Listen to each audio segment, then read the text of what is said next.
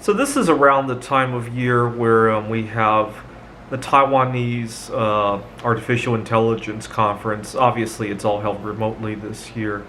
But I would travel, in years past, I would travel to Taiwan, and my grandparents also lived there, and I would go see them.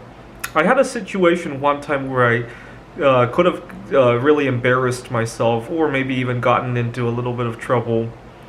I had flown to Taiwan, and at the tail end of that flight, I was daydreaming about the seaweed snack that I love in Taiwan. It's made with palm oil to fried sheets of seaweed.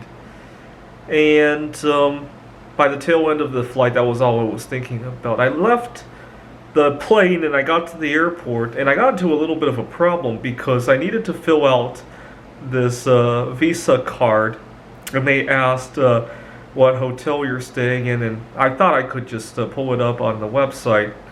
Unfortunately, my computer was out of power, and the outlet for the computer was in one area, but the problem is that where you plug in the computer, you couldn't reach Wi-Fi. So you had to go to a different area in the airport to get Wi-Fi, so I had to charge my computer. And then I didn't have anything to write with.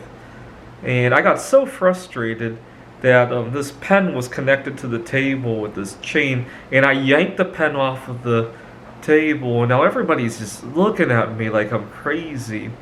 And that's the kind of behavior I engage in when I have out-of-control thoughts for food. When I'm not bogged down by food cravings, I tend to behave a lot less emotionally, right? So right now, here in the Seattle area, there's a lot of panic hoarding for, among other things, Yu-Gi-Oh cards for some reason, and I'm getting ready to program some Yu-Gi-Oh, and I was hoping to get this set of cards called, what is that? Egyptian Gods deck. And I go into a department store here in the Redmond area. It was a Saturday that I went to the store, and I see already there were 8 or 9 teenagers already fighting over a very limited supply. And I took a look and I wished them well, and I walked away from that. And instead, I went to the board game club where I knew some people already had the cards, and I took pictures of them just so I could get started. And then I found the cards somewhere else. See, that when food isn't involved, I tend not to behave so emotionally, right? I wanted those Yu-Gi-Oh cards as much as I probably wanted the seaweed snack in Taiwan, but for some reason, food causes all sorts of chaos in my life. With other things, I'm much more amenable to differences and wishing people well. I was on the highway today, and somebody was just in a big hurry for no reason, cutting me in and out. And I wished them well, and that was that, right? Had I been dealing with a food craving on top of that, it could have played out differently, right? Actually, I remember now. Many years ago, I used to have this really bad habit. I was probably lonely at the time, too.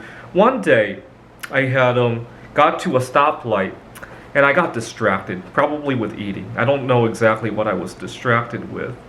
And by the time I looked up, the light had turned yellow, and I went, and the car behind me tried to follow me, and the red light camera went off and took a picture of the car behind me. And he was so upset, he honked his horn at me. So I get to the next stoplight, and it's just about to turn yellow again, and I try to time my going through the intersection to cause him to miss that one as well, so I could lose him. And he follows me, and the camera goes off again. He got 2 tickets in the space of like 15 seconds.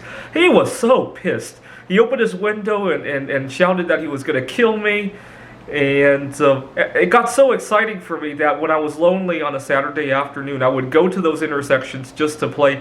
That I must have caused 5 or 6 people to get tickets over the space of a few weeks.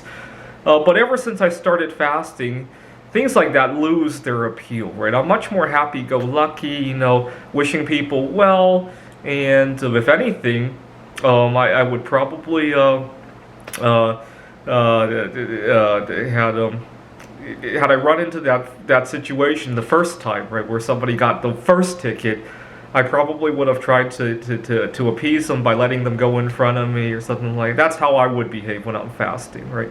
And this is why food is such a big barrier for me, right? On top of all the distractions, and the anger that it causes, the amount of time and money, I wish I could fast like I am this past year. Unfortunately, when I weighed myself, I had lost 20 pounds in the space of a year. So the next year of intermittent fasting like this causes me to lose another 20.